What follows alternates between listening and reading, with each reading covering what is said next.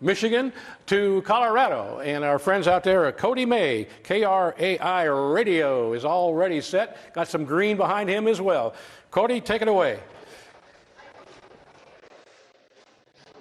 Ladies and gentlemen, welcome to Craig, Colorado. Beautiful Craig, Colorado, joined today by Mr. Mike Hemlin. Mike, thanks for joining us today. Thank you. We'd also like to welcome John Deere and Mr. Ray Furman. He is our local John Deere dealer here in Craig, Colorado. Again, joined by Mike. Mike is a member of the Colorado Cattlemen's Association. Mike, what's the state of the beef industry here in the state of Colorado? It's looking up. I mean, prices are climbing a little bit on the calves, and so we're pretty happy with that. We're out of our drought. We've got lots of snow this year, and so it's looking up. We're pretty pleased with the way things are going. Yeah, a lot of producers over the last, you mentioned the drought, a lot of producers over the last couple of years got rid of some cows because they just had no grass to go with, to go on to with their cattle. So a lot of guys have transitioned, and you know a little bit about that. We did. So my wife and I transitioned. We had a purebred herd or a seed stock program for several years, and because of the drought, we figured we could manage our grass better with the yearling operation, and so we run in the summertime now, and it's been working great for us. We don't have any problems with it. It's been really a good move for us. Yeah, you mentioned the winter, especially here locally, like on the local level here in Northwest Colorado. A lot of snow this year.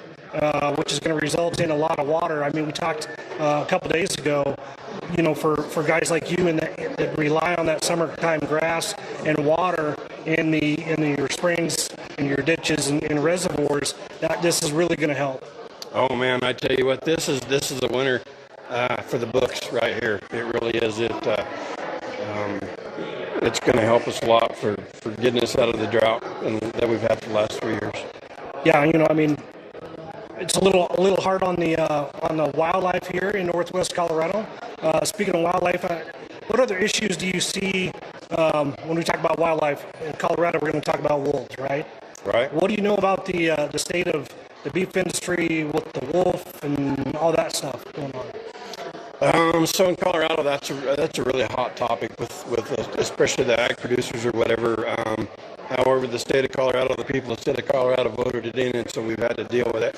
And so, like right now, we're trying currently to get the 10J rule passed, which is a very important rule that allows us to manage those wolves.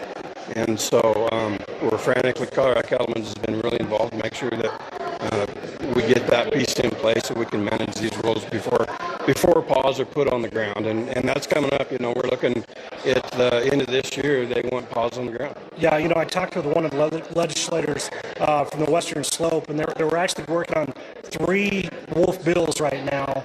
So, we're not hung out to dry over here in ag country. I mean, there's a lot of beef producers, there's a lot of forest allotments where a lot of those pairs run in the summertime, and that is going to be a direct conflict with the wolf.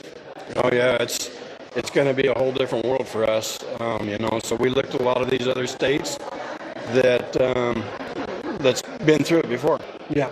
Well, we would like to thank Victory Motors for hosting the 2nd annual Ag Rally here. Again, thanks to John Deere for coming on board this year. Now back to the studio with Pat and the gang. Yeah, right. Thanks, Cody. And as you were mentioning,